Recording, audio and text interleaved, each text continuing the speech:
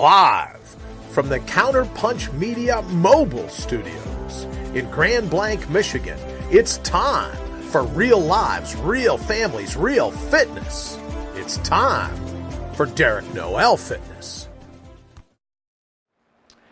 What is going on, everyone? Derek here from Derek Noel Fitness Live, coming to you back from our home studio. It's going to be a good time. Got the live stream going, so if you have any questions or anything as we're going through, make sure you drop a line. I have my nice technology device right down here. We're going to have a good show today.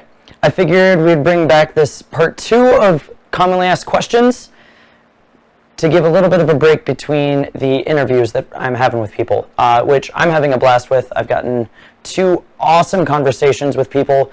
2 weeks ago, I had a nice conversation with Miss Bernie McCracklin, owner of Bodies by Bernie, and she's got a lot going on right now. I would love to have her on again in a few weeks, and I probably will be able to swing that.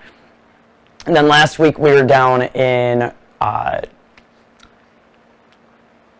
Top Gun Fitness, just kind of blanked out there, in Shelby Charter Township with Eric Evans, who is a full-time paramedic and firefighter. He trains a couple Red Wings, and he is the owner and personal trainer of Top Gun Performance, where he's doing a lot of really cool things, and he's working with a lot of cool scientists who are just advancing the exercise science field. If you wanted to catch up on those, you can find them here. Just go into the videos thing, which I think is going to be on this side. I might be wrong, but you'll be able to go into the videos, find the one that you'd like. They are labeled by the person whose name they are, and you can watch them. Each one is about 25 minutes long, with me introducing and stuff like that. So make sure you check those out. Leave a comment if you like them. If you have anyone that you would like to have me to have on the show that's local, I would love to have them. Just drop them in a line, tag them down below, and I would love to get to them. Now, let's get back to this good old time of questions. Last time, I cranked out quite a few. I might revisit those towards the end, just because I realized I could probably give a slightly better answer for some of them. But for now, I'm just going to keep on continuing on the list. I got through about half of them last week. Going to get through the rest of them this week. And remember, if you have any questions, this is a Q&A episode. These are all questions that I've been asked, or a couple friends of mine in the coaching space have been asked. Please go ahead and reach out, and I will get to them as we're going through. I love these kinds of shows. So I'm going to throw myself a nice softball here with the first question. What's the best way to lose fat? The best way to lose fat is, number 1, to eat in a calorie deficit. That's the easiest way to do it. You can work, but if you are not eating right, then the exercise will, yes, it'll make you stronger, it'll make you faster, it'll make you feel better, but the only way to actually lose fat is to eat in a calorie deficit, so burn less calories, or burn more calories than you consume, and the body fat will start to come off. A little tangent on this is actually talking about the question, can I burn fat and gain muscle at the same time? And there's a good way to look at this, because the answer is really no, you can't. But this is why. In any one day, you have a calorie surplus or a calorie deficit, and you have your exercise. You aren't going to go into one workout going, I'm going to gain so much muscle out of this one workout, because that's not how it works. And I feel like a lot of people realize that. Even on the surface, as nice as that would be for me to do like one set of curls and then have my arms blow up and have giant guns, it doesn't really work that way. By the same token, people do go in going, oh my God, I'm going to burn so much fat in this workout. And that might not necessarily be the case too, because again, you can do all the cardio that you want, but if you're eating in calorie surplus, you're not going to be losing any weight, even if you are doing all of that cardio. So keep that in mind when we're going through what workouts we're doing, and that's why nutrition is so important, because the best way to lose fat is to be in a calorie deficit, and in fact, it is the only way to lose fat. Sorry for those people who think that you can do both at the same time. You cannot, but you can over the span of time, because you can lose a little bit of fat, gain a little bit of muscle, lose a little bit of fat, gain a little bit of muscle, if you're looking at it on a day-to-day scale. But if you're looking at it within one day, you cannot do both. Sorry to say that. Next question, how to improve my posture? This is actually a really, really in-depth question, because there are a lot of different things that you can do with this. A lot of people, I know, a lot of people in the world now are sitting down all the time, and when they're sitting down, they are nice and slumped over, they're slouched over at their desk. They might be sitting, leaning forward even more. Their back gets super rounded. Their shoulders start to roll forward. There's that internal rotation of the shoulders. And then all of a sudden they're running into tight backs, sore backs. Their necks hurt. In fact, there is actually something called text neck now, where some kids are starting to complain about neck problems because they're staring down at their phones all the time. And that's really not good for the necks either. It's a chiropractor's worst nightmare.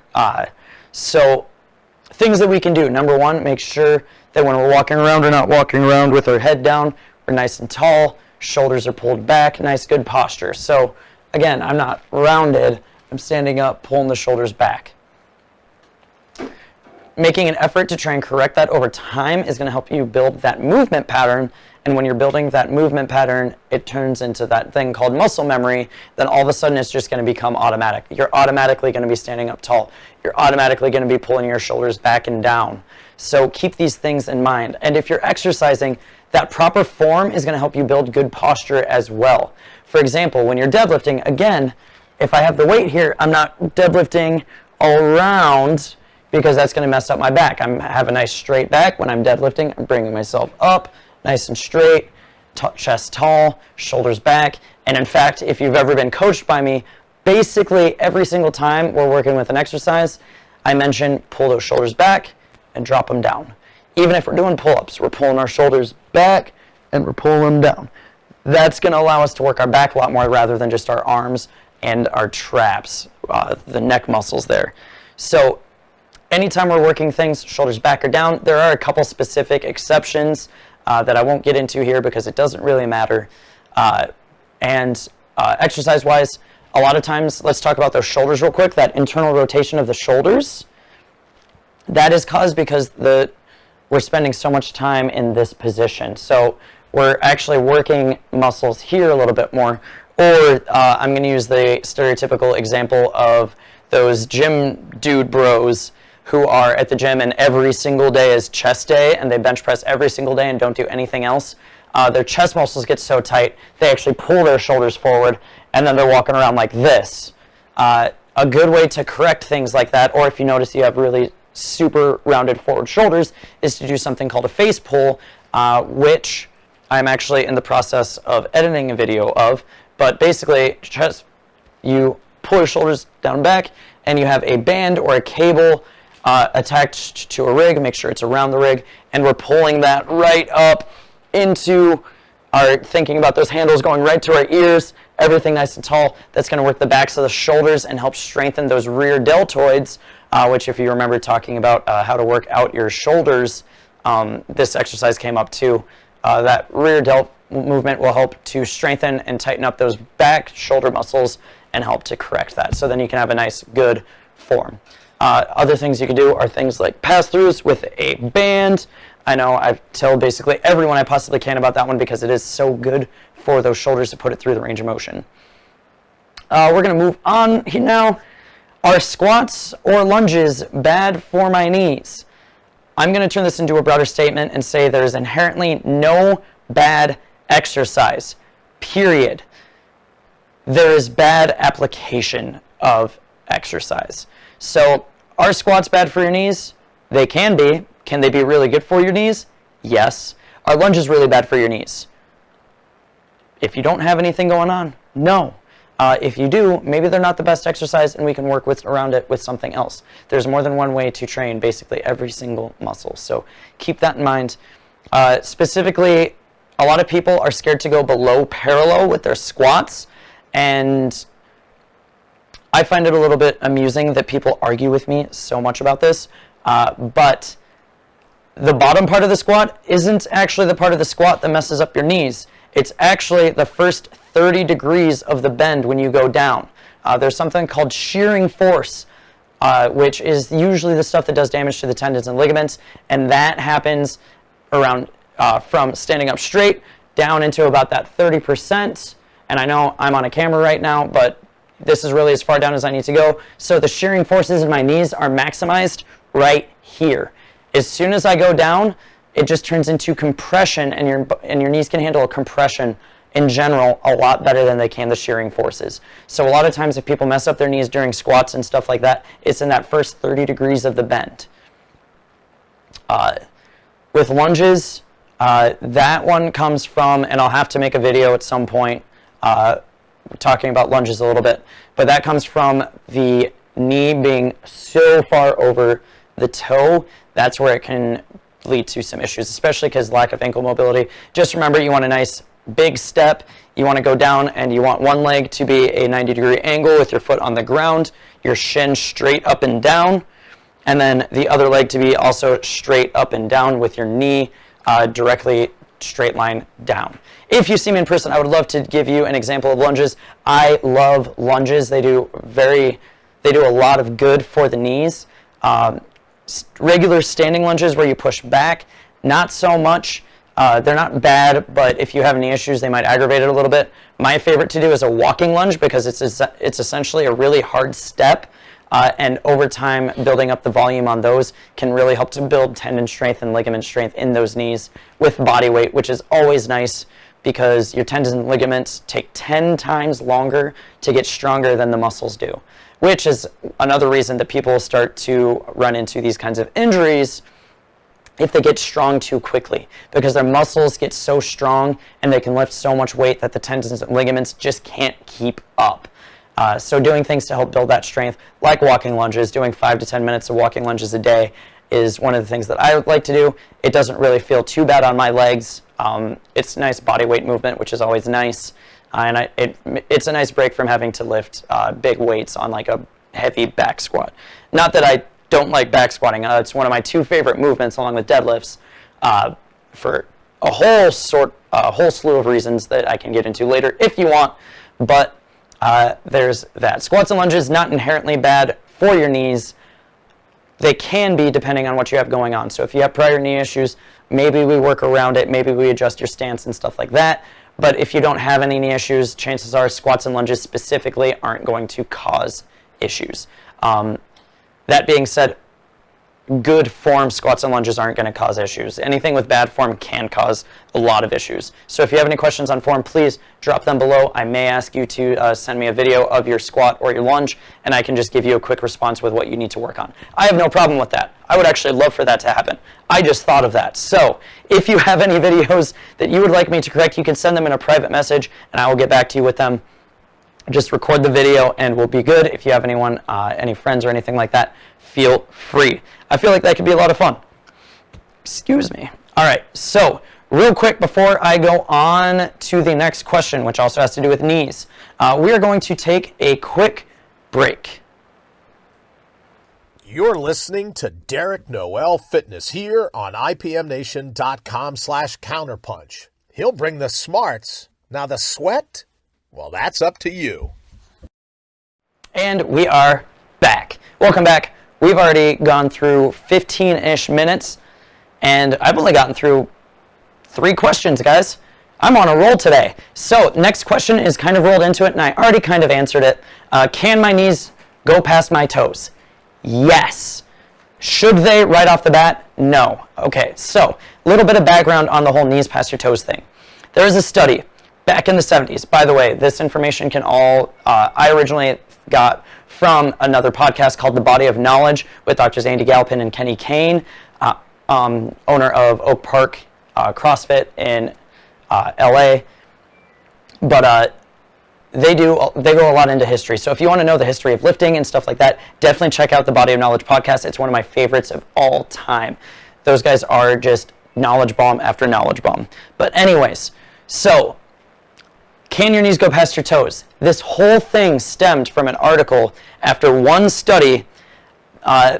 They that was done on, I believe it was a bunch of basketball players. And again, if you want the full correct information, I might be getting it right or wrong, but you can refer to the Body of Knowledge podcast.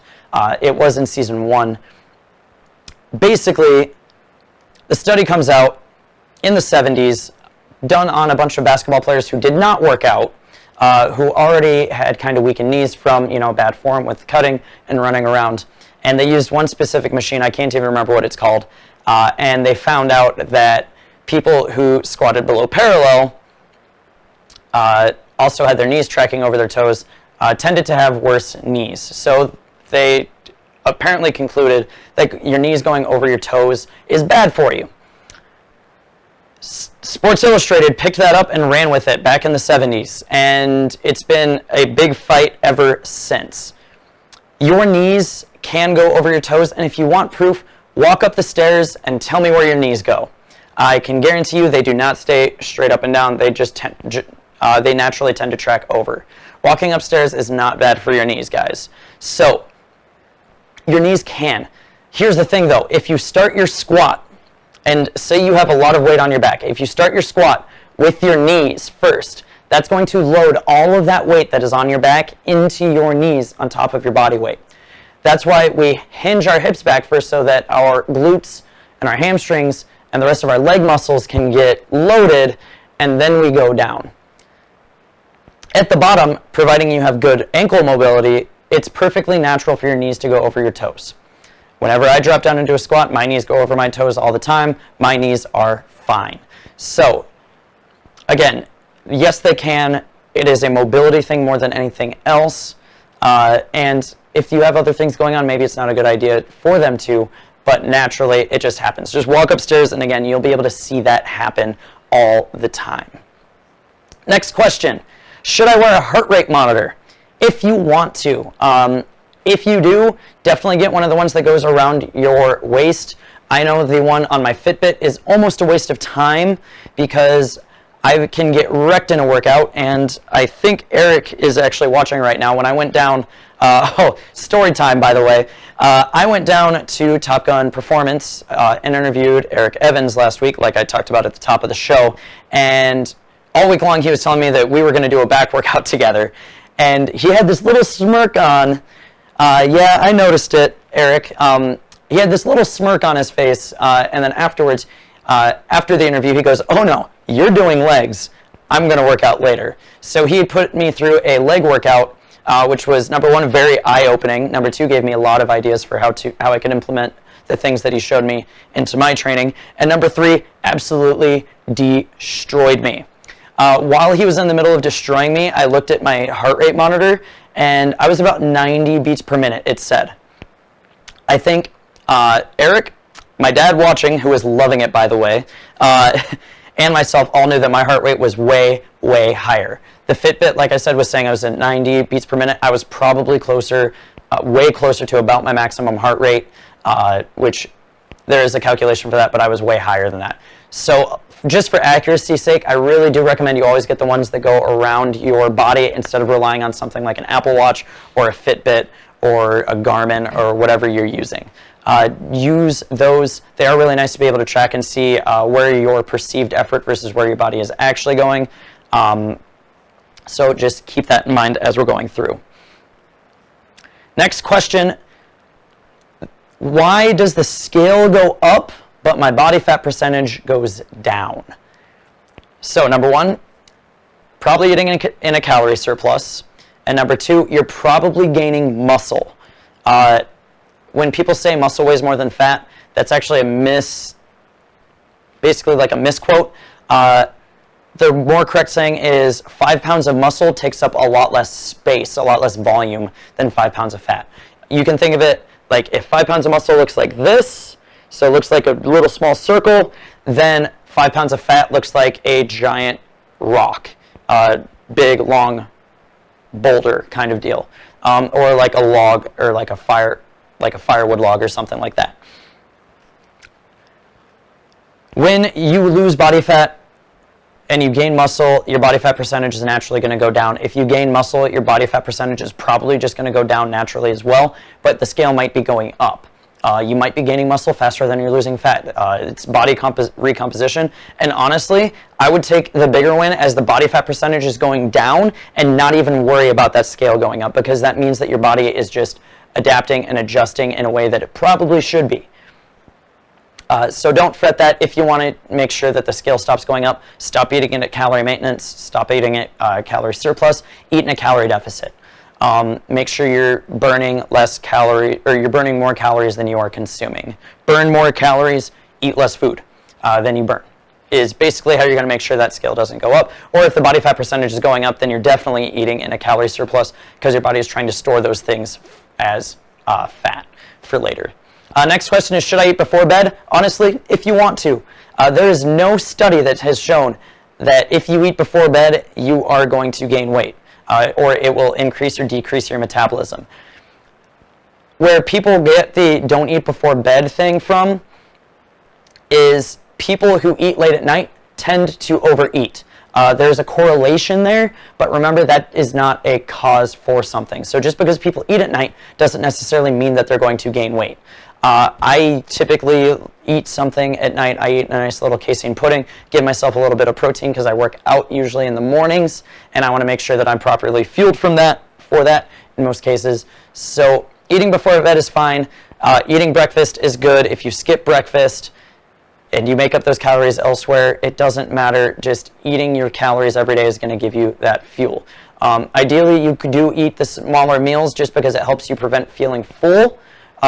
Or it helps prevent you from starving. So if you eat a lot of smaller meals, that's where that comes from. Or you might just need to eat more meals to be able to get your meals in. So if you're trying to gain a lot of weight, then you're going to be eating a lot more calories, and you might just feel like you're absolutely stuffed when you're eating if you try and fit all of that into 3 meals. I know if I'm trying to gain weight, then there's no way I want to eat like 1,500 calories per meal. And if I'm eating 3 or 4 meals a day, that's just... it's not going to happen. I would rather split that up into smaller meals and just get it in. How long do I have to wait for results? It depends on the results you're looking for and what your previous training experience is, and it really honestly just depends on what you're looking for. I cannot give an actual answer for this because it's different for every person. If you start and you're completely on it and you've never worked out before, you'll probably start seeing really good results within a couple weeks. Within a week, you'll probably see the scale down. I don't want to get your hopes up and say that's body fat that's getting burned. It's usually water weight when you first start something new, but keep that in mind when we're going through. How long for results? It depends on the person. It depends on what your goals are, all of these things. How do I stay motivated? This is a really good question that I get a lot. I honestly just went through a phase where I wasn't motivated at all. And I shouldn't say I wasn't inspired. I want to break down the word motivate a little bit. Motivate has the word motive in it. Your motive is why you do something. You know why you do something. If it's for your kids, if it's for your family, if you work a job that you hate in order to provide for your family, that's your motive. Are you motivated to work that job? No. You're inspired to go in every day, though. Or you might not even be inspired, and that's when you start really dragging your feet and trying to get it in and get it done. Finding that inspiration will not happen. The only way you can stay on it is to just build that habit and stick with the habit through thick and thin, whether you want to or you don't want to. Sticking with it, getting it in, getting it done, that is the only way to help to keep yourself motivated or inspired, because there's that difference. If you might not be inspired, but if you're still going in, you're motivated to do it. The inspiration can come from anything from TED Talks, little mat chats, conversations you have with your coach or your friends, getting that moral support from your friends to go, oh, hey, if you show up, I'll show up and work out with you. It can come from YouTube videos. One of my favorite things to listen to is Eric Thomas talking about if you want to succeed as bad as you want to, or as bad as you want to breathe, then you'll be successful. Things like that are what really gets me going, or just, listening to Arnold and stuff like that. I'm pretty easy to inspire when it comes to that stuff. Other people aren't. So just, if you need help with that, please reach out. There are a bunch of different options. Reach out to some of your friends. I know a bunch of people who love helping to motivate and inspire others. So make sure you're on that. Next question is, how do I set a good goal? Number one, you want to be realistic with it. If you weigh 150 pounds, it is very unrealistic to assume that you're going to drop 50 pounds and drop down to 100 pounds in 3 months? Number one, you're probably not going to drop down to 100 pounds, and if you are, you're just probably not eating, because chances are you have enough muscle mass on there to keep you above 100 pounds, even at a very, very healthy body weight or body fat percentage. But you also want to make sure that it's not completely unobtainable. So like that 50 pounds in 3 months, not really obtainable, not sustainable, that's for sure. Set a good goal. If you've never worked out before, I want to lose 15 pounds in 2 months. Awesome, let's go. That's definitely doable, especially if you have more weight to lose. I want to add 50 pounds to my bench press. Cool, let's go. That might take a little bit longer. Let's set a realistic thing. Again, goals are highly dependent. If you drop what you're thinking your goal might be in here, I'm willing to bet people are going to respond to it. Or if you just want help figuring out a good goal for you, shoot me a message. I would love to be able to help you out. I really, really, really just want to help people. So if that's what you need help with, please shoot me a message. I would love to help out. Next question. Which diet should I follow? Here's where I may or may not get a lot of flack. Follow the diet that works best for you that you can sustain. Any diet works off of one principle: creating a calorie deficit. Going keto and the ketones will give you some energy, but going into keto doesn't mean that you're just going to magically burn calories. You can gain weight in keto. It all depends and it all works off of that calorie deficit. So if you are eating keto, you're eating fats and proteins and very, very, very, very little carbs, like less than 30 grams a day kind of carbs. So if you're eating things that aren't like leafy green vegetables, you're probably going over that and you're not in ketosis. Guess what? You can still lose weight that way. Will you be miserable? Yeah, probably. But going into that, the main thing is, oh hey, I'm not eating this crap, and all of a sudden I'm not eating a bunch of carbohydrates. My calorie count naturally goes down.